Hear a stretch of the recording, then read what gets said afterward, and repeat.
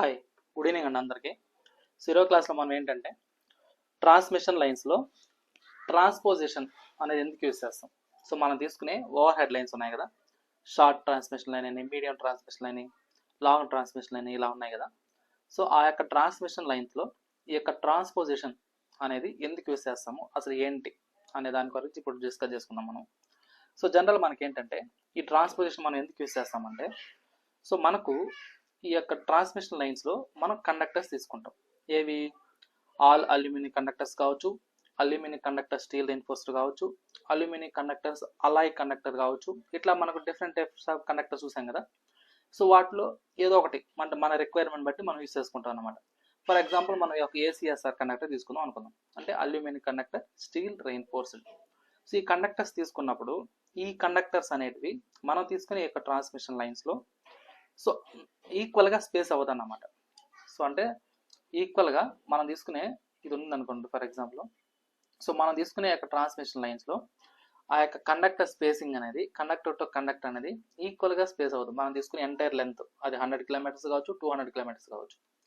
So అట్లా అన్ఈక్వల్గా spacing ఉండడం వల్ల సో అది నాకేమవుతుంది అంటే, అందులో కండక్టర్స్లో ఉండే ఇండక్టెన్స్ అంటే కండక్టర్స్ మిడిల్లో ఉండే కెపాసిటెన్స్, సో ఇండక్టెన్స్ కెపాసిటెన్స్ ఇదేమవుతుందంటే నాకు డిఫరెంట్గా ఉంటుంది.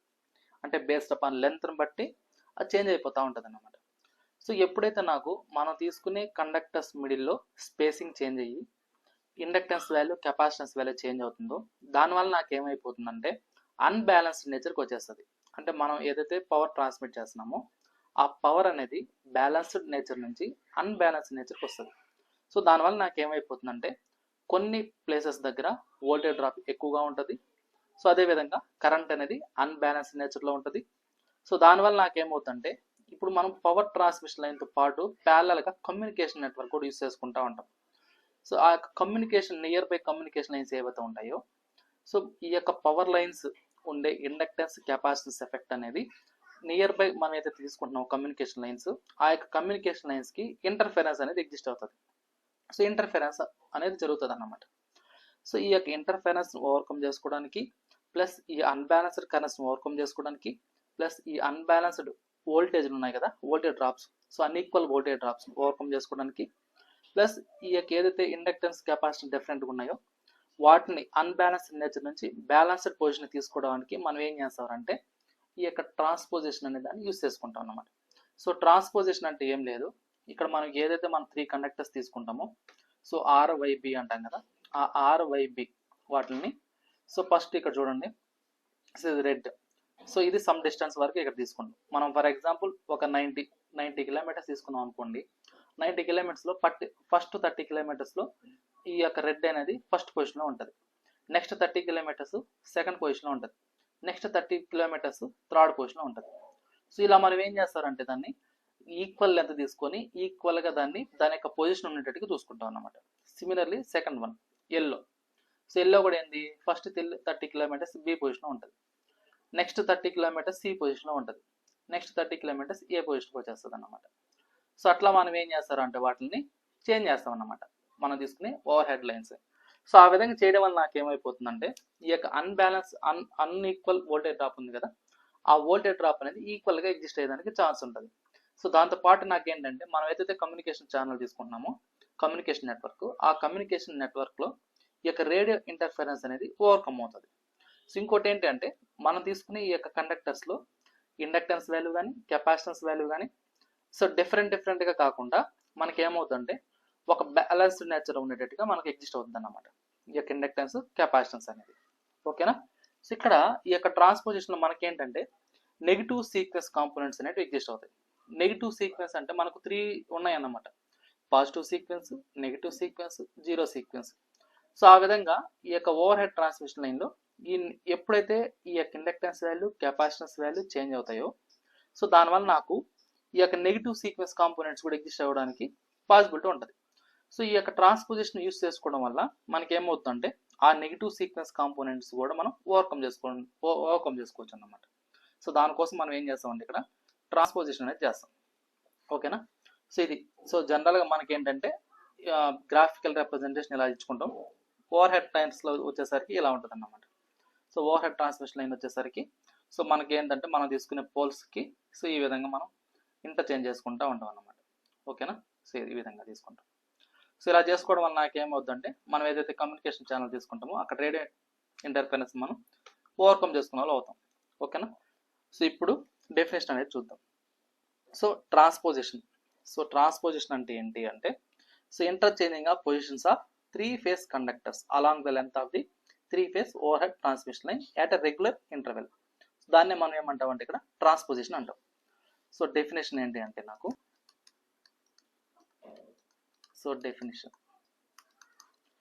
డెఫినేషన్ అంటే ఏంటంటే transposition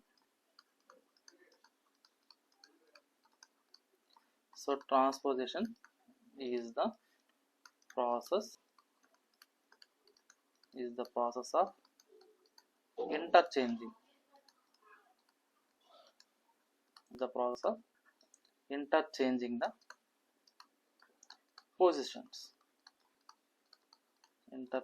the positions of a 3 phase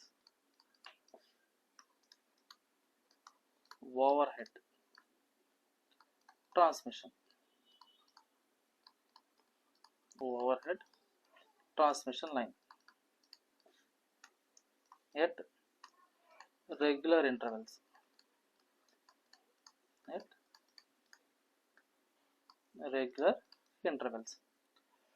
So transposition is the process of interchanging of positions of 3 phase overhead transmission line at regular intervals so that each conductor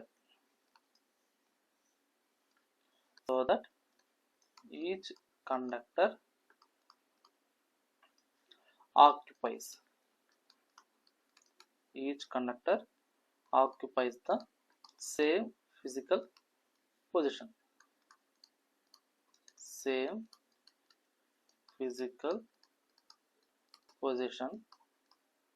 for equal length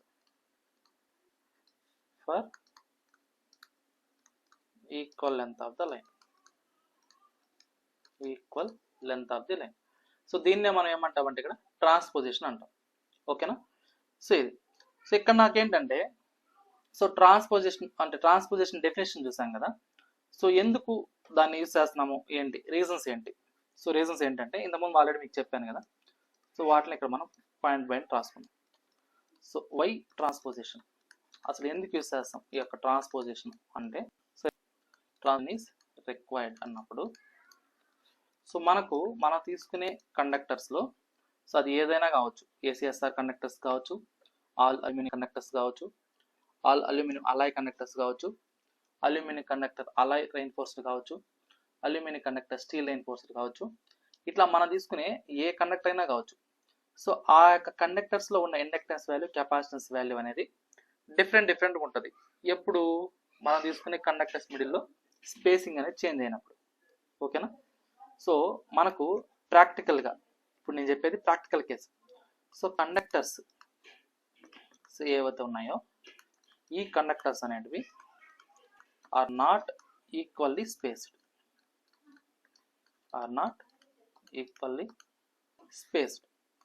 next ఇంకోటి ఏంటి? So దీనివల్ల so each phase has different inductance and capacitance.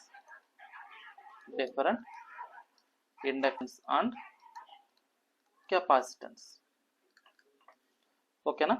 So ఏమవుతాయి అంటే దీనివల్ల నాకు exist అయ్యే causes ఏమైనా ఉన్నాయా అంటే కాసెస్ ఉన్నాయి. టాక్స్ అంటే so unbalanced line parameters.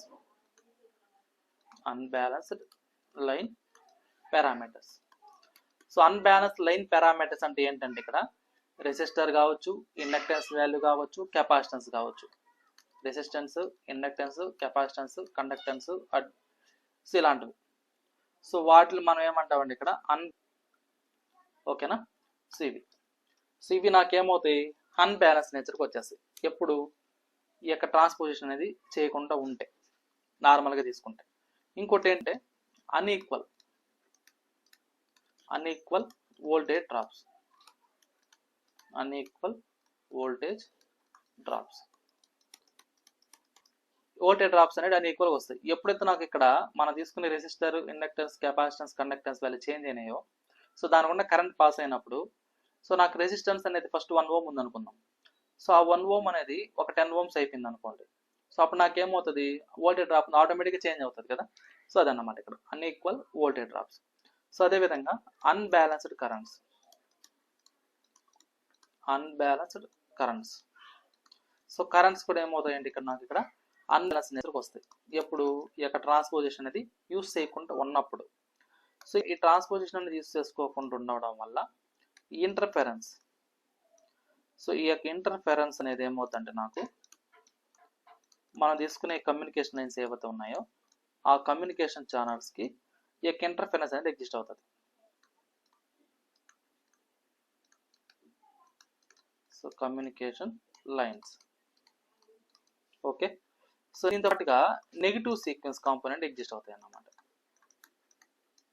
Negative sequence components develop అవడానికి ఛాన్సెస్ ఉంటాయి అన్నమాట. ఓకేనా. సో ఇది సో ఇక్కడ దాకా క్లియర్.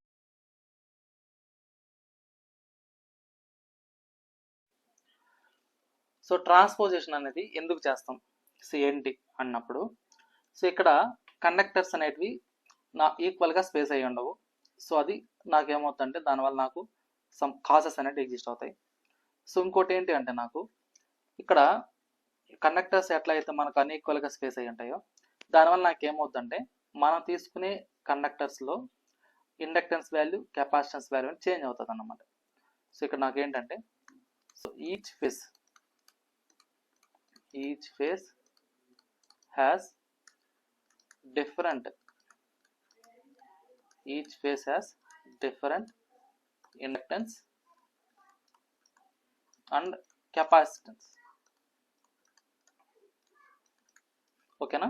సో ట్రాన్స్పోజిషన్ అది యూస్ చేసుకోకుండా ఉండడం వల్ల కండక్టర్స్ అనేటివి ఈక్వల్గా స్పేస్ అవ్వు ఒకటి. ఇంకోటి ఏంటంటే మనం తీసుకునే ఈచ్ ఫేస్ అనేది అందులో ఇండక్టెన్స్ వాల్యూ, కెపాసిటెన్స్ వాల్యూ డిఫరెంట్గా ఉంటుంది. ఓకేనా. సో డిఫరెంట్గా ఉంటుంది. సో దీనివల్ల నాకేమైపోతుంది, సో నాకు వచ్చే కాసెస్ ఏంటి అంటే ట్రాన్స్పోజిషన్ అనేది యూస్ చేసుకోకుండా ఉండడం వల్ల నాకు వచ్చే కాసెస్ ఏంటి అంటే, సో ఫస్ట్ వన్ ఏంటి అంటే నాకు అన్బ్యాలెన్స్డ్ లైన్ పారామీటర్స్ అనేవి వస్తాయి. Unbalanced line parameters. సో ఇక్కడ లైన్ పారామీటర్స్ అంటే ఏంటి, రెసిస్టరు, ఇండక్టరు, కెపాసిటెన్స్, కండక్టెన్స్ ఇవన్నమాట. సో ఇవేమైపోతాయి అంటే నాకు చేంజ్ అవుతూ ఉంటాయి. సో ఎప్పుడైతే నాకు మనం తీసుకునే కండక్టర్లో ఈ యొక్క రెసిస్టెన్స్, ఇండక్టెన్స్, కెపాసిటెన్స్, కండక్టెన్స్ అనేవి చేంజ్ అవుతాయో అప్పుడు నాకేమవుతుంది, అక్కడ అందులో పాస్ అయ్యే కరెంటు దాని యొక్క ప్రొడక్ట్ అంటే వోల్టేజ్ డ్రాప్ అనేది ఏమవుతుంది, ఆటోమేటిక్గా చేంజ్ అవుతుంది అన్నమాట. సో కాబట్టి నాకేమవుతుంది అంటే ఇక్కడ అన్ఈక్వల్ వోల్టేజ్ డ్రాప్స్ అనేది వస్తాయి అన్నమాట. అన్ఈక్వల్ వోల్టేజ్ డ్రాప్స్ అనేది వస్తాయి. నెక్స్ట్ ఏంటి, అన్బ్యాలెన్స్డ్ కరెంట్స్ అనేవి వస్తాయి. సో ఈ ట్రాన్స్పోజిషన్ యూస్ చేసుకోకపోవడం వల్ల ఈ పారామీటర్స్ ఎప్పుడైతే చేంజ్ అవుతాయో వోల్టేజ్ డ్రాప్ చేంజ్ అవుతుంది. సో దాన్ని బట్టి నాకేమవుతుందంటే అన్బ్యాలెన్స్డ్ కరెంట్స్ అనేవి పాస్ ఆన్ అవుతాయి అన్నమాట. సో ఇంకోటి ఏంటంటే ఈ ట్రాన్స్పోజిషన్ యూస్ చేసుకోకపోవడం వల్ల మనకి ఏమవుతుందంటే ఇక్కడ సో నియర్ బై ఏదైతే మనం కమ్యూనికేషన్ నెట్వర్క్ తీసుకుంటున్నామో ఆ కమ్యూనికేషన్ నెట్వర్క్లో ఏమవుతుందంటే నాకు ఇంటర్ఫెరెన్స్ అనేది ఎగ్జిస్ట్ అవుతుంది. ఇంటర్ఫెరెన్స్ అనేది జరుగుతుంది. దాన్నే మనం ఏమంటామంటే రేడియో ఇంటర్ఫెరెన్స్ అంటారు. So interference with near by communication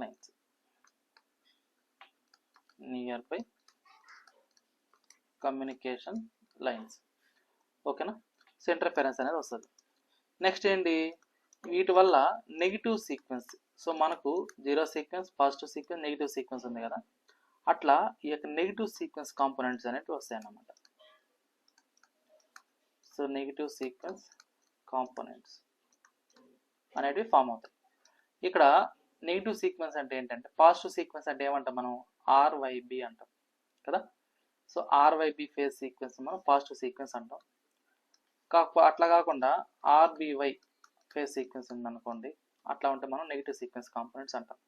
okay, so ఇది ట్రాన్స్పోజిషన్ అనేది చేసుకోకపోవడం వల్ల మనకు వచ్చే ప్రాబ్లమ్స్ ఇవి. సో ఇప్పుడు మనం ఏం చేస్తారంటే ఈ యొక్క ట్రాన్స్పోజిషన్ యూస్ చేసుకోకపోవడం వల్ల మనకు వచ్చే ప్రాబ్లమ్స్ ఇవని చెప్పాం కదా.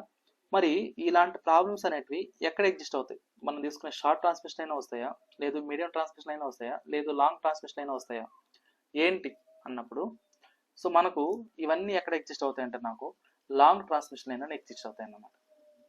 ఇప్పుడు ఏదైతే మనం చూసామో ఈ ప్రాబ్లమ్స్ అన్నీ ఎక్కడ ఎగ్జిస్ట్ అవుతాయి అంటే నాకు లాంగ్ ట్రాన్స్మిషన్ లైన్లో. సో కాబట్టి these problems are serious in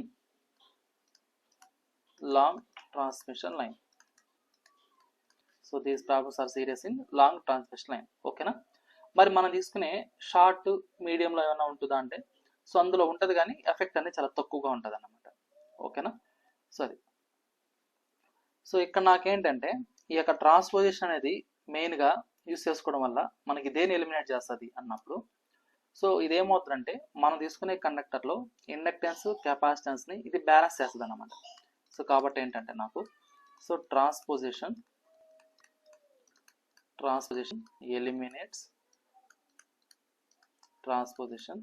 eliminates these effects by balancing inductance and capacitance.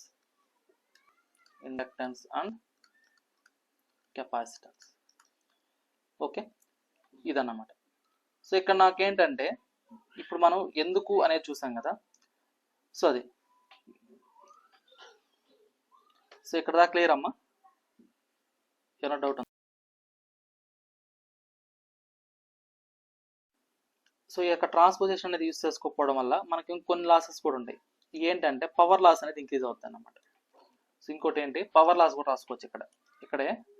ఇంకో పాయింట్ ఏంటంటే power loss. So power loss కూడా ఇంక్రీజ్ అవుతుంది అన్నమాట. ఓకేనా? సో ఇప్పుడు మనం ఏంటంటే అసలు ఈ యొక్క ట్రాన్స్పోజిషన్ అనేది ఎలా చేస్తాం ఏంటి అన్నప్పుడు సో ఇక్కడ మీరు డయాగ్రామ్ చూసారు కదా. సో ఇక్కడ మనం ఏం చేస్తారంటే స్టెప్ బై స్టెప్ చూద్దాం. సో ట్రాన్స్పోజిషన్ అనేది ఎలా చేస్తాం స్టెప్ బై స్టెప్ చూస్తే సో ఫస్ట్ మనం ఏం చేస్తామంటే ఏదైతే మనకు లెంత్ ఉంటుందో ఆ లెంత్ని డివైడెడ్ బై 3 చేస్తాం. సో ఫస్ట్ ఏం చేస్తామంటే divide the line into 3 equal sections. 3 equal sections గా డివైడ్ చేసుకుంటాం. సో ఇప్పుడు 100 కిలోమీటర్స్ అనుకోండి, 100/3 అన్నప్పుడు 33 పాయింట్ సంథింగ్ వస్తుంది కదా. సో అట్లా. సో అక్కడ నాకేంటంటే మనం తీసుకునే ఈ యొక్క ట్రాన్స్పోజిషన్లో ఈచ్ సెక్షన్ లైన్ ఉంది కదా. సో ఈచ్ సెక్షన్ లెంత్ ఏదైతే ఉందో సో దీన్ని టోటల్ లెంత్ ఓవర్ 3 చేస్తాం. అన్నమాట. సో ఇక్కడ ఫస్ట్ సెక్షన్ ఏంటి, సెకండ్ సెక్షన్ ఏంటి, థర్డ్ సెక్షన్ ఏంటో చూద్దాం. సో ఇక్కడ నాకేంటంటే ఫస్ట్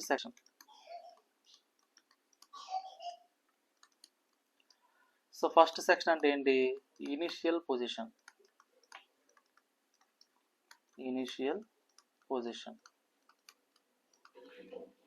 ఇక్కడ ఇనిషియల్ పొజిషన్ అంటే ఏంటంటే ఇక్కడ నాకు సో ఇక్కడ చూడండి. సో మనం ఏంటంటే ఇక్కడ పొజిషన్ రాసుకుంటాం, కండక్టర్ రాసుకుంటాం. సో ఫస్ట్ టాప్, తర్వాత ఏంటి మిడిల్, తర్వాత ఏంటి బాటమ్. ఇలా చూసినట్లయితే సో టాప్ వచ్చేసరికి ఆర్ ఫేస్, మిడిల్కి వచ్చేసరికి వై ఫేస్, బాటమ్ వచ్చేసరికి B phase, RYB phase sequence తీసుకున్నాం.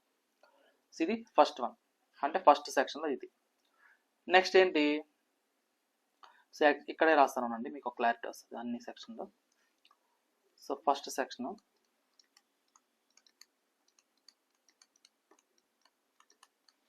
సో అదేవిధంగా సెకండ్ సెక్షను,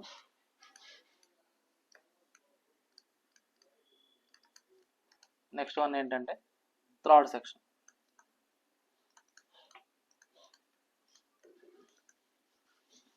ఓకేనా? సో ఇప్పుడు చూద్దాం. సో ఈ ఫస్ట్ వన్ ఏంటంటే, ఫస్ట్ మనం ఏం చేస్తామంటే, సో మనకున్న లెంత్ ఏదైతే ఉందో దాన్ని డివైడెడ్ బై 3 చేసుకుంటాం కదా.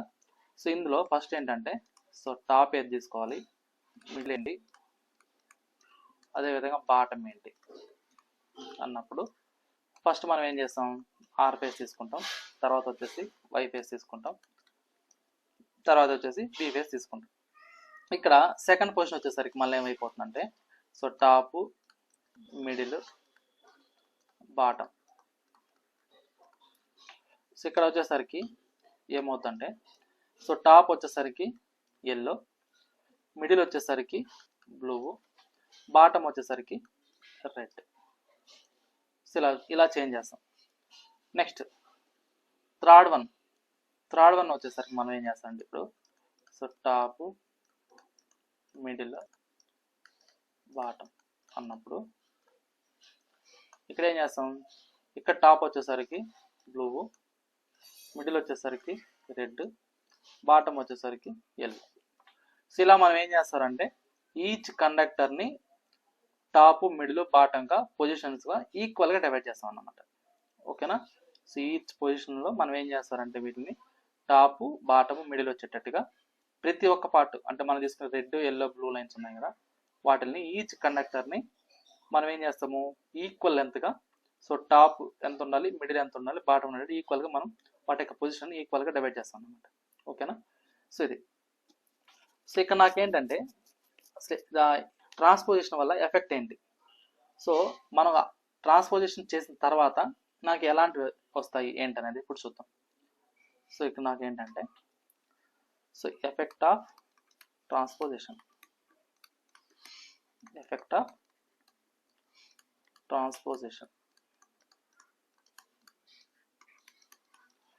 సో ఎఫెక్ట్ ఆఫ్ ట్రాన్స్పోజిషన్ అన్నప్పుడు అంటే ఏంటి, మనం ఏదైతే ట్రాన్స్పోజిషన్ చేస్తున్నామో ఆ ట్రాన్స్పోజిషన్ చేసిన తర్వాత నాకు అసలు దానివల్ల ఏంటి బెనిఫిట్ ఏంటి అన్నప్పుడు ఇక్కడ నాకేమవుతుందంటే, సో మనం తీసుకునే ఇండక్టెన్స్ అనేది ఏమవుతుందంటే ఆల్ ఫేసెస్ అనేది ఈక్వల్గా వస్తుంది అన్నమాట. ఓకేనా? సో ట్రాన్స్పోజిషన్ యూజ్ చేసుకోవడం వల్ల మనం తీసుకునే ఆల్ కండక్టర్స్లో యావరేజ్ ఇండక్టెన్స్ తీసినప్పుడు all face becomes equal. So అదేవిధంగా యావరేజ్ కెపాసిటెన్స్ కూడా ఈక్వల్, అంటే ఇండక్టెన్స్ వాల్యూ యావరేజ్ ఇండక్టెన్స్ ఈక్వల్గా ఉంటుంది, యావరేజ్ కెపాసిటెన్స్ ఈక్వల్గా ఉంటుంది. సో ఎలక్ట్రికల్గా బ్యాలెన్స్డ్గా ఉంటుంది, వోల్టేజ్ రెగ్యులేషన్ అనేది ఇంప్రూవ్ అవుతుంది, ఎందుకంటే వోల్టేజ్ డ్రాప్ అనేది ఆటోమేటిక్ కంట్రోల్ అవుతుంది కాబట్టి వోల్టేజ్ రెగ్యులేషన్ ఇంప్రూవ్ అవుతుంది. ఇంకోటి ఏంటంటే ఇంటర్ఫరెన్స్ ఏదైతే ఉందో మనం తీసుకునే కమ్యూనికేషన్ ఛానల్స్కి ఆ యొక్క ఇంటర్ఫరెన్స్ అనేది ఏమవుతుందంటే నాకు రిడ్యూస్ అవుతుంది అన్నమాట. ఓకేనా? సో ఇక్కడ నాకేంటంటే, సో ఆఫ్టర్ ట్రాన్స్పోజిషన్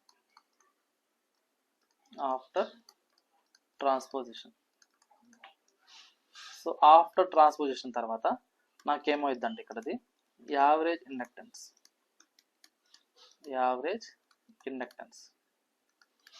ఈ యొక్క యావరేజ్ ఇండక్టెన్స్ అనేది ఆల్ ఫేజెస్, అంటే మనం తీసుకునే all phases becomes equal. So next one ఏంటి, average capacitance. So average capacitance becomes equal. Okay, next ఏంటి, సో మనకి ఏదైతే లైన్ తీసుకున్నామో సో ఆ line becomes electrically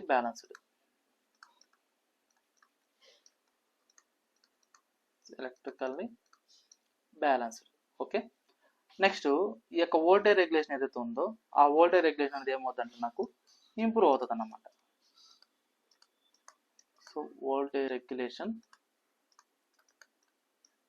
improves. Voltage regulation అనేది ఏమవుతుంది ఇంప్రూవ్ అవుతుంది.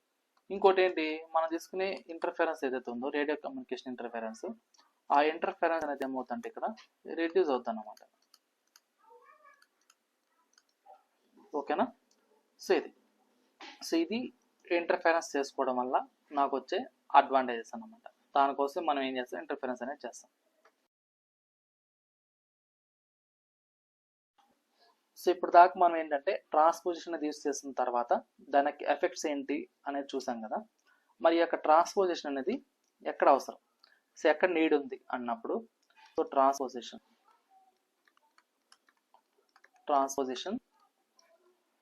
సో ఎక్కడ ఆల్వేస్ నెసెసరీ, ఎక్కడ నెసెసరీ అన్నప్పుడు, సో మనకేంటంటే ఎక్కడైతే మనము హై వోల్టేజ్ అనేది యూస్ చేస్తామో, హై వోల్టేజ్ అనేది ఎక్కడైతే యూస్ చేస్తామో అలాంటి దగ్గర నాకేంటి డెఫినెట్గా ట్రాన్స్పోజిషన్ అవసరం. సో ఇక్కడ చూడండి లెంత్, సో లైన్ లెంత్ తీసుకుందాం. నెక్స్ట్ ఏంటి రిక్వైర్మెంట్ చూసుకుందాం. లైన్ లెంత్ రిక్వైర్మెంట్ చూస్తే, సో ఫస్ట్ ఏంటంటే నాకు షార్ట్ లైన్స్, నెక్స్ట్ ఏంటి మీడియం లైన్స్. సో మనకున్నట్టు ఇవి షార్ట్, మీడియము, లాంగ్ లైన్స్ కదా. సో లాంగ్ లైన్స్ తీసుకున్నప్పుడు, సో ఇక్కడ ఈ యొక్క ట్రాన్స్పోజిషన్ ఏమైనా అవసరమా అంటే నాట్ నెసెసరీ, ఇక్కడ అవసరం లేదు. సో ఎందుకంటే ఇక్కడ నాకు వాటి యొక్క ఇండక్టెన్స్ కెపాసిటెన్స్ వాల్యూ అనేది తక్కువగా ఉంటాయి కాబట్టి ఇక్కడ అవసరం లేదన్నమాట, ఇక్కడ నాట్ నెసరీ. సో మీడియం లైన్స్లో ఏమైనా అవసరం ఉంటుందంటే సమ్ టైమ్స్ అవసరం అన్నమాట, కొన్నిసార్లు మాత్రం అవసరం, ఇక్కడ కూడా అంత అవసరం లేదు. సో లాంగ్ లైన్స్లో మాత్రం మస్ట్. సో ఇక్కడ మనం ట్రాన్స్పోజిషన్ అనేది కంపల్సరీ యూస్ చేసుకోవాలన్నమాట. సో కాబట్టి ట్రాన్స్పోజిషన్ అనేది ఎక్కడ కావాలి అన్నప్పుడు ఓన్లీ లాంగ్ లైన్స్లో మాత్రమే అవసరం అన్నమాట. ఈ లాంగ్ లైన్స్లో ఎస్పెషల్లీ ఎక్కడ అన్నప్పుడు, సో మనకు యూహెచ్వి లైన్స్ అండ్ యూహెచ్వి లైన్స్. సో యూహెచ్వి అన్నప్పుడు 765 kV, 400 kV ఇలాంటి దగ్గరలో, ఈహెచ్వి అన్నప్పుడు 220 kV. సో ఇలాంటి దగ్గరలో మనం ఏం చేస్తాం, ఈ యొక్క ట్రాన్స్పోజిషన్ అనే దాన్ని యూస్ చేసుకుంటాం అన్నమాట. ఓకేనా. సో ఇది ఓకే, బాగానే ఉంది. ఇందులో అసలు ఈ ట్రాన్స్పోజిషన్ వల్ల యూస్ చేసుకోవడం వల్ల నాకు అడ్వాంటేజెస్ ఏమేమి ఉన్నాయి అన్నప్పుడు, ఇక నాకేమైంది, మనం తీసుకునే ఈ యొక్క ట్రాన్స్మిషన్ లైన్లో ఇంపిడెన్స్ ఏదైతే ఉందో అది బ్యాలెన్స్ అయిపోతుంది, వోల్టేజ్ డ్రాప్ అనేది రెడ్యూస్ అవుతా ఉంది, పవర్ లాస్ అనేది రెడ్యూస్ అవుతా ఉంది, కమ్యూనికేషన్ ఇంటర్ఫరెన్స్ అనేది తగ్గుతూ ఉంది.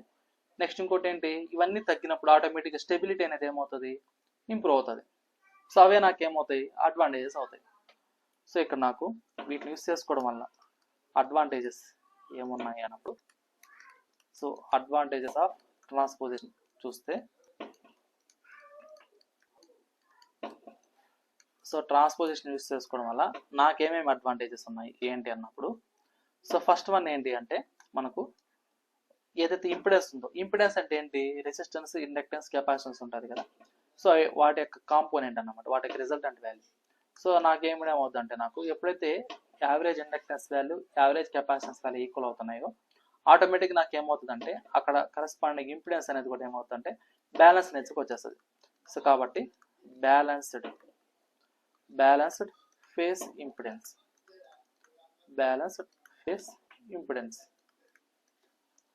నెక్స్ట్ ఏంటంటే నాకు ఈక్వల్ వోల్టేజ్ డ్రాప్స్ వస్తాయి, equal voltage drops, equal voltage drops. So ఎప్పుడైతే ఇండక్టెన్స్ కెపాసిటెన్స్ వాల్యూ బ్యాలెన్స్ అయిందో దాంతో పాటుగా నాకు ఏమవుతుందంటే ఇక్కడ వోల్టేజ్ డ్రాప్స్ కూడా ఈక్వల్ అవుతుంది అన్నమాట. నెక్స్ట్ ఏంటి, పవర్ లాస్ అనేది రిడ్యూస్ అవుతుంది. సో కరెంట్స్ అనేవి బ్యాలెన్స్ నేర్చుకు వచ్చేసాయి కాబట్టి, సో పవర్ లాస్ అనేది ఏమవుతుంది, నాకు రిడ్యూస్ అవుతుంది. So reduce power loss. అంటే నాకు ఈ యొక్క రేడియో ఇంటర్ఫరెన్స్ ఏదైతే ఉందో అంటే కమ్యూనికేషన్ ఇంటర్ఫరెన్స్ అనేది రిడ్యూస్ అవుతుంది. సో లెస్ కమ్యూనికేషన్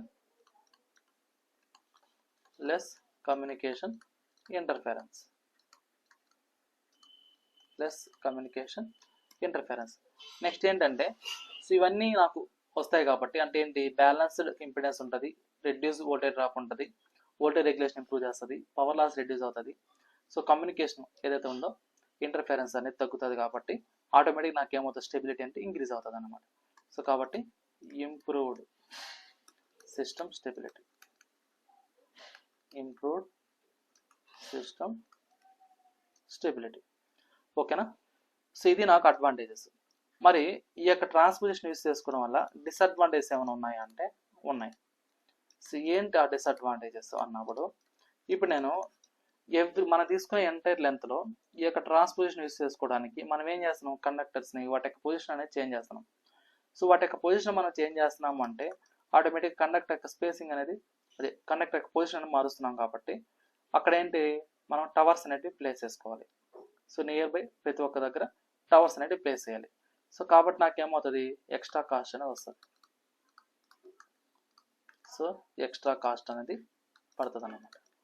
నెక్స్ట్ ఇంకోటి ఏంటి, ఈ యొక్క ట్రాన్స్పోజిషన్ యూస్ చేసుకోవడానికి మనం ఏం చేస్తాం అంటే ఇక్కడ టవర్స్ అనేవి యూస్ చేస్తున్నాం. ఆ టవర్స్ ఎలా ఉంటాయంటే కాంప్లెక్స్గా ఉంటాయి అన్నమాట. So complex tower design. So tower design వచ్చేసరికి కాంప్లెక్స్గా ఉంటుంది. నెక్స్ట్ ఏంటి, నెక్స్ట్ ఇంకో డ్రాబ్యాక్ ఏంటంటే నాకు, సో ఎప్పుడైతే నాకు కాస్ట్ ఇంక్రీజ్ అయిపోయింది, టవర్ డిజైన్ కాంప్లెక్సిటీ ఉందో, so it is not economical for మనం తీసుకునే షార్ట్ ట్రాన్స్మిషన్ లైన్స్కి ఈ యొక్క కాస్ట్ ఎక్కువ ఉంటుంది, టవర్ డిజైన్ కావాలి కాబట్టి షార్ట్ ట్రాన్స్మిషన్ లైన్కి మనం ఇది అవసరం లేదన్నమాట. So it is not economical. So it is not economical for short lines.